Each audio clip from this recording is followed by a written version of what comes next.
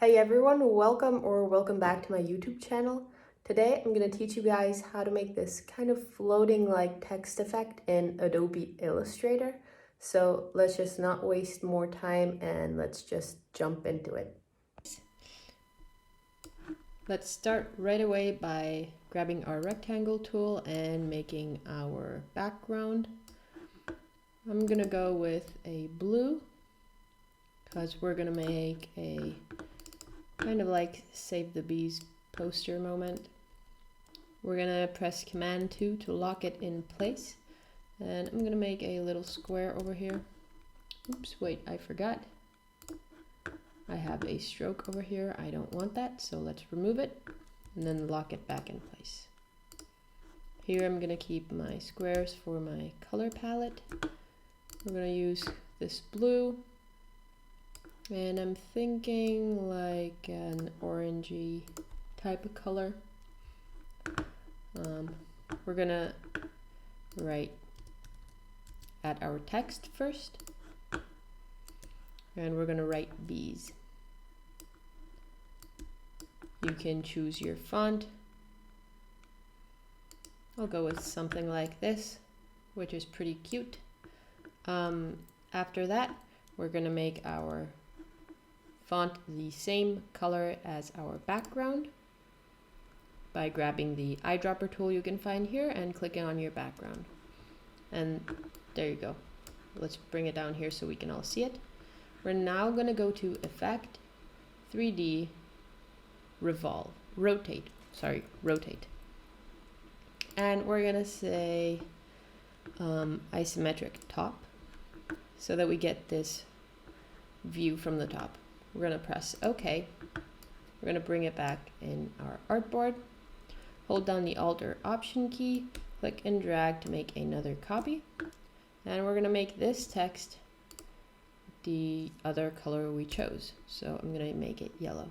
We're then gonna select both our copies of our text, and we're gonna go to Object, Blend, Make, then double click on the Blend tool to open up the blend options. We're gonna select Specified Steps, and we're gonna add about 200 maybe, and press OK. This way we get this really cool faded look. We're gonna double click, click again on our top, and we're gonna move it around till we are happy with the positioning of it. So I want to bring it a little bit closer to the other copy.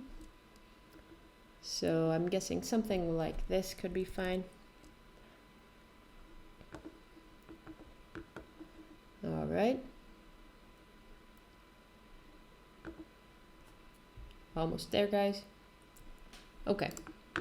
Now we can click on the arrow keys to go back, and you see we get this really cool effect. We are now going to double click again, click once again, Command C to copy, then get out of this and go to Command V to paste another copy that is separate from this. We are going to make this white, and you can make it whatever color you want. I'm just going to go with white. And then by clicking on this arrow, we can swap the fill and stroke like this. You then want to open the stroke panel that you find over here, and I'm going to select dashed line. I'm going to adjust my stroke points. Over here, you can adjust the dash length and the spacing in between them. You can adjust lots of stuff. It's really cool.